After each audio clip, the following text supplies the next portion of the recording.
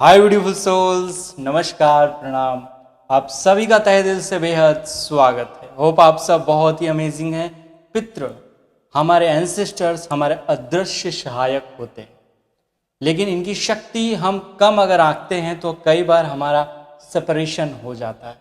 Twin flame journey में कैसे हमारे एंसेस्टर्स हमारे यूनियन में मदद कर सकते हैं, हमारे काउंटर पाथ हमारे डिवाइन मस्कुलिन डिवाइन फेमिनिन तक पहुंचाने का रास्ता दे सकते हैं।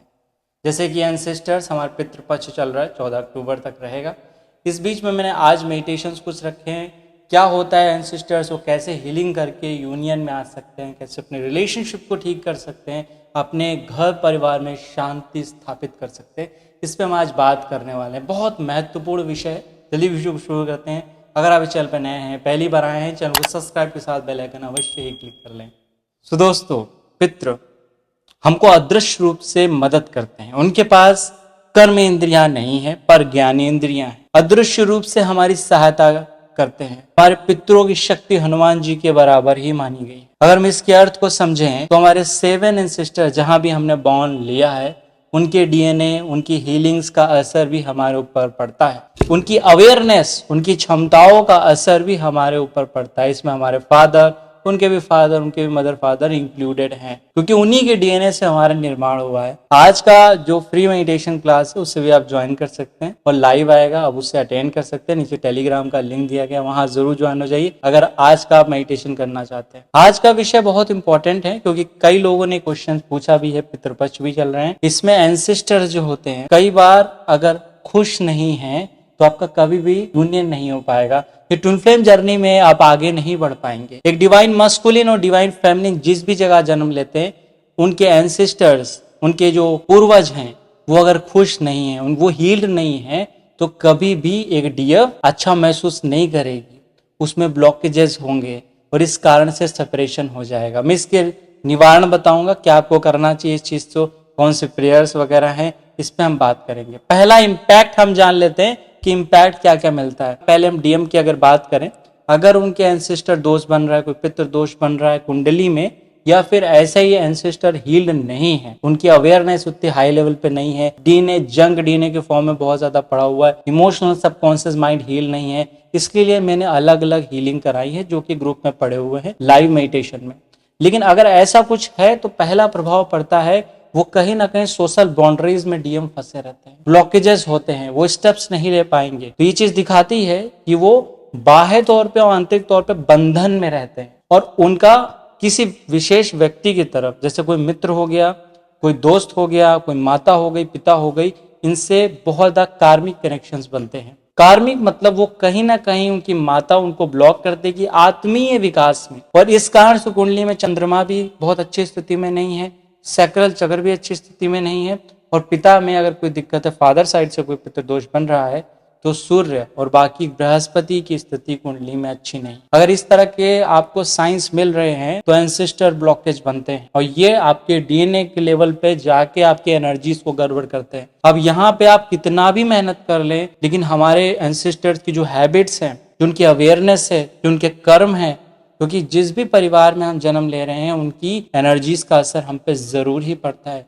इसीलिए हमको वो कोख मिली है उन कर्मों को भोगने के लिए। लेकिन अगर कोई डीएम इसमें जन्म लेता है तो बहुत सारा ब्लॉकेज होगा, स्पिरिचुअल ग्रोथ भी नहीं कर पाएगा, कंफ्यूजन रहेगा और एडिक्शन की तरफ भी जा सकता है, और आकस्मिक घटनाएं जीवन में होती रहती हैं, उसके घर परिवार में अशांति का माहौल बना रहता है। अगर इन सब चीजों से निकलना है तो कहीं ना कहीं उनसे एंसेस्टर्स हीलिंग करनी पड़ेगी, जंग डीएनए हील करना पड़ेगा। इसके लिए हम एंसेस्टर्स को कॉल करके अपने आप को और उनको हील कर सकते हैं। उनको भी हीलिंग की जरूरत है और हमें भी जरूरत है, जिसमें वो अच्छे स्तर पे जाएं और वो हमें यहाँ से ब्लेसिंग्स दे पाएं। अगर हम डीएफ की बात करें, यहाँ पे थोड़ा सा अलग होता है। डीएफ की गलत मैरिजेस हो जाती हैं और रिलेशनशिप उनके सही नहीं लगते। बहुत सारी डीएम या डीएफ इस चक्कर में बहुत डाइवर्ट हो गए हैं क्योंकि उनके एंसेस्टर, उनके पेरेंट्स ठीक नहीं है, उनकी जर्नी को अंडरस्टैंड नहीं कर पाते, उनके इमोशंस को नहीं अंडरस्टैंड कर पाते। बहुत सारी डीएफ इस चक्कर में बर्बाद तक हो जाती हैं, उनको पता ही नहीं रहता है कि मुझे क्या करना चाहिए। लॉट ऑफ स्ट्रगल्स और सबसे ज्यादा कंफ्यूजन बहुत ज्यादा होगी, कुछ समझ में नहीं आएगा, और आकस्मिक अशांति, चाइल्ड अब्यूज और इस तरह की बहुत सारी घटनाएं पर घर परिवार में घटती रहती हैं। अगर इस तरह की कोई भी घटना एक डीएफ के साथ होती है, डिवाइन फेमिनिन के साथ होती है, या किसी के साथ भी हो रही है, ओवरऑल आप अगर सोलमेट कनेक्शन में भी है, किसी के साथ भी हो रही है, तो हमको एंसेस्टर्स प्रेयर करना चाहिए। इसके रेमेडीज पे चलिए बात कर लेते हैं, क्योंकि ये विषय बहुत ही लॉन्ग है, इसको डिटेल से बताना पड़ेगा, लेकिन ये शॉर्ट वीडियो हो सकता है आपके कुछ ना कुछ आइडिया उस ओर ध्यान ले जाए। जैसे कि अभी 14 अक्टूबर तक ये पितृपक्ष रहेगा, देन नवरात्रि शुरू है, उसमें आप जरूर साधना पूजा कर सकते हैं, जिसमें एंसेस्टर को कॉल करके उनके लिए ब्लेसिंग्स की जाती है, उनके लिए गुड विशेष किया जाता है, अफर्मेशंस की जाती हैं, उनके प्रति अपना प्रेम व्यक्त किया जाता है। सिर्फ बाहरी तौर पे आप पितृ को दान दे रहे हैं, चिड़ियों को दान दे रहे हैं, ये आवश्यक है, ये बहुत बड़ी रेमेडीज है, इससे आपके शनि और बन रहे दोषों में निवारण होता है। लेकिन अगर आप प्रेयर्स नहीं कर रहे हैं, अगर आप मेडिटेशन और ध्यान नहीं कर रहे हैं, तो पूरा फायदा आपको नहीं मिलेगा। आपको शारीरिक स्तर व मानसिक स्तर व भावनात्मक स्तर पे खुद को हील करना पड़ेगा। अगर डीएम डीएफ के आपस में ब्लॉकेजेस हैं, फिर भी आप हील करके यूनियन में आ सकते हैं, लेकिन एंसेस्टर्स प्रॉब्लम अगर बन रही है, तो इनकी शक्ति, इनका आशीर्वाद मिलना बहुत जरूरी है। हमारे पूर्वज, हमारे एंसेस्टर हमें हील करते हैं, हमारे पूर्वज ही हमें मार्गदर्शन दिखाते हैं, हमें गाइडेंस देते हैं। हमारे सबकॉन्शियस माइंड में कुछ ना कुछ एक दशा और दिशा की ओर हमें ले जाते हैं। तो एंसेस्टर्स को हमेशा ध्यान रखिए, उनसे कनेक्टेड रहिए, उनको दान दे के, तृप्ति करके, तर्पण करके हटाना नहीं अपने जीवन से, चले जाइए।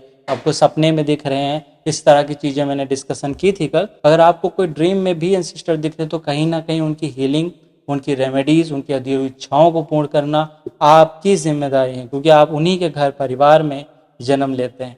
और अगर हम उन्हें खुश नहीं करते हैं, तो हमारी, चाहे वो सामाजिक उन्नति हो, आर्थिक उन्नति हो, भौतिक उन्नति हो, या किसी तरह की वैवाहिक सुख हो, उसमें आपको लाभ नहीं मिलेगा।